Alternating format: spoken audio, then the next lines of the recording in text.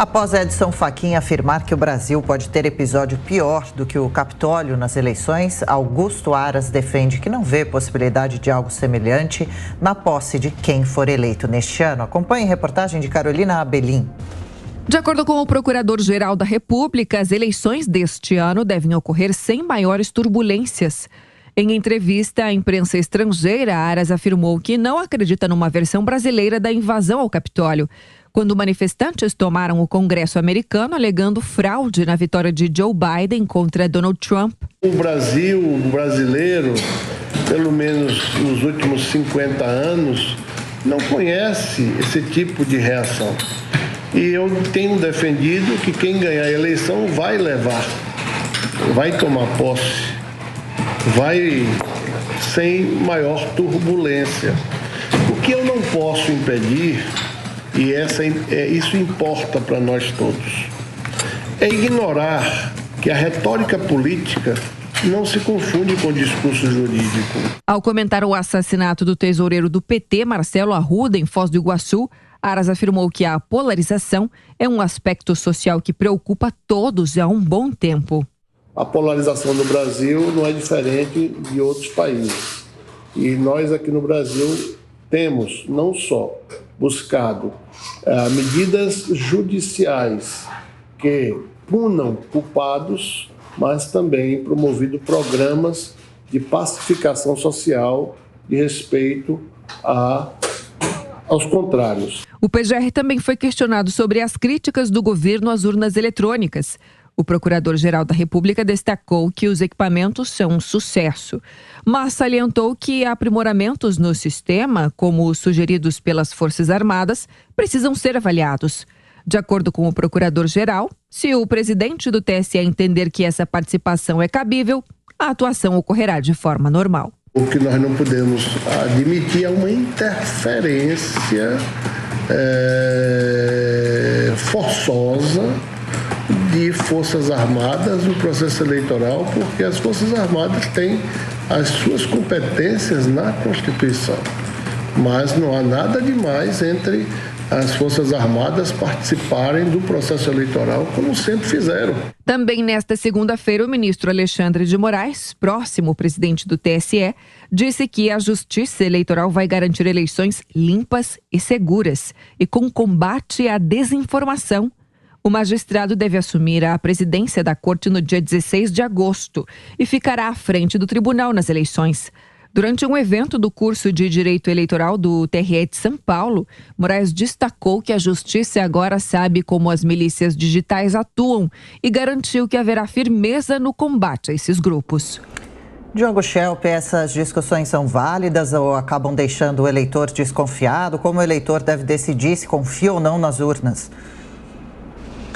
Olha, Adriana, a gente tem que lembrar que o Brasil vem fazendo essas eleições com urnas eletrônicas há muitos anos e sempre com bastante sucesso. Inclusive, antes da implantação das urnas eletrônicas, havia muito mais confusão na contagem de votos, questionamentos, inconsistências, incertezas do que nas últimas eleições. Então, é um sistema positivo, é óbvio que não existe sistema de votação perfeito. Em todo o mundo, procura-se, sim, aprimorar, né, o sistema de votação. Haveria a possibilidade de ter adotado um sistema com o voto impresso, né, com o comprovante impresso do voto eletrônico, mas isso não foi aprovado na Câmara dos Deputados, inclusive com orientação do PL, o partido ao qual o presidente Jair Bolsonaro se filiou depois. Então, em primeiro lugar, é preciso considerar isso. O Congresso decidiu, a Câmara dos Deputados decidiu manter o sistema como estava, e é com esse sistema que todos os candidatos devem seguir em frente e buscar, né, seus pleitos. Em relação à fala do Augusto Aras, devo dizer que a gente espera que ele tenha razão, que haja uma transição política pacífica, se houver de fato uma transição. Mas ele se esquece do seguinte, quando ele diz que no Brasil, em 50 anos, nunca ocorreu algo desse tipo. Ele se esquece que nos Estados Unidos também nunca tinha ocorrido algo desse tipo, como uma invasão do Capitólio. Bom, Roberto Mota, essa declaração do PGR é uma declaração correta na sua avaliação e também esse debate sobre as urnas eletrônicas. Será que esse debate vai continuar até a eleição?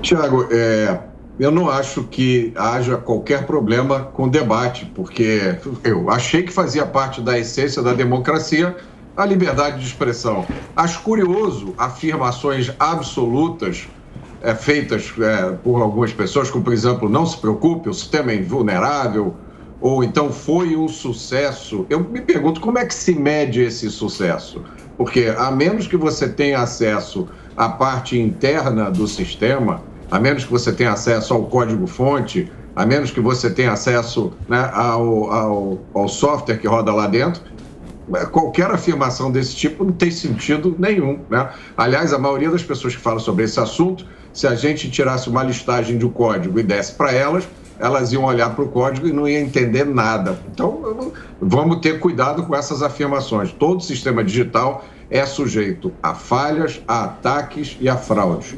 Todo sistema digital. O que se tem que fazer é tomar medidas que têm que ser sempre renovadas, porque as ameaças sempre são renovadas, para que o sistema não seja invadido. É simples assim. Não entendo como é que as pessoas não compreendem isso. Aí surgiu agora esse fetiche da invasão do Capitólio, né?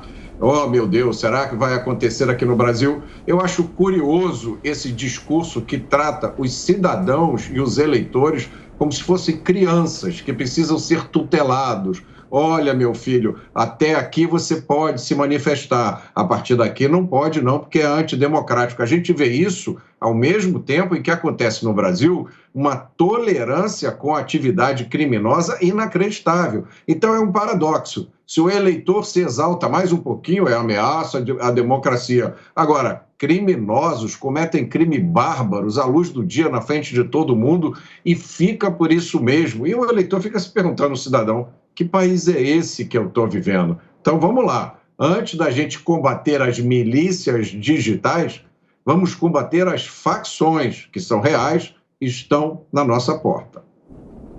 Existem várias evidências de que as eleições foram um sucesso com o sistema de votação atual.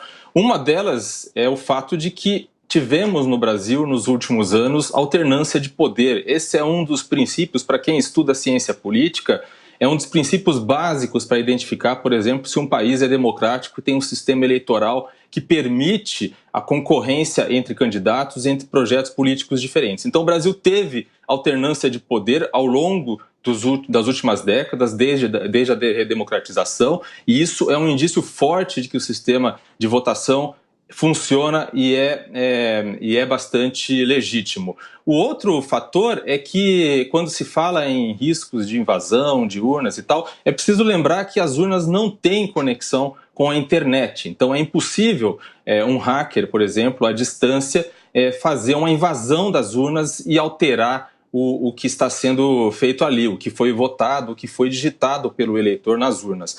E também a votação em si pode ser conferida com base na somatória dos votos das urnas, né, dos boletins de urna que são impressos logo após o fim da votação. São impressos e colocados, os partidos e políticos, inclusive, podem conferir esses boletins de urna e depois conferir se a contagem final, se a somatória feita pela Justiça Eleitoral está correta ou não. Esses são apenas alguns dos indícios de que é um sistema positivo. Pode ser melhorado, como eu disse. Sim, pode ser melhorado, mas fazer um grande alarde em cima disso apenas demonstra uma preocupação, muitas vezes, de candidatos que são maus perdedores. Os brasileiros não gostam de maus perdedores. Para fechar, Gil, olha só, eu só queria responder rapidamente. Primeiro, a alternância de poder não garante nada a respeito do sistema digital. A alternância de poder pode ter sido simplesmente uma decisão tomada por alguém. Então, eu não estou dizendo que foi, mas se você não tem conhecimento de computação, se você não tem acesso ao código-fonte, você não pode fazer nenhuma afirmação sobre o sucesso ou não de um sistema baseado no fato de que houve alternância de poder, né? O papel do jornalista, Roberto Mota, o jornalista não é especialista em nenhum assunto, não é especialista em medicina, não é especialista em computação, mas o papel do jornalista é conversar com pessoas que entendem desses assuntos em profundidade, que tratam de temas complexos e consiga transmitir isso de forma simples para o público. Esse é o papel do jornalismo. Então, não é verdade que uma pessoa não possa se terminar de falar, por favor. Junto a quem entende do assunto e transmitir isso. Você pode, se você quiser e tiver dúvidas em relação a isso, entrevistar especialistas sobre o assunto, sobre sistemas de votação, sobre como funciona a parte computacional, né, de engenharia desses sistemas e saber se funciona ou não. O que eu estou falando do ponto de vista de ciência política, sim, é sim um fator importante, a alternância de poder. Isso é fundamental. A gente vê um país como a Venezuela, onde não há alternância de poder, e podemos afirmar categoricamente que o sistema de votação de lá não funciona. Olha, deixa eu te dar mais uma informação. Você disse que as urnas não estão ligadas na internet, portanto, é impossível alterá-las. Existe um caso clássico de disseminação de um vírus que foi criado nos Estados Unidos, que foi usado para destruir as usinas de processamento de urânio do Irã, que foi justamente transmitido através de um pendrive. Se chama Stuxnet. Qualquer especialista em segurança da informação tem familiaridade com isso. Conversar com especialistas na área de tecnologia da informação, Diogo, só para você saber, coisas que eu fiz a minha vida inteira. Eu tenho mais de 30 anos de experiência nessa área. Eu só estava apontando uma falha no raciocínio lógico que você apresentou. Não precisa ser especialista para falar isso.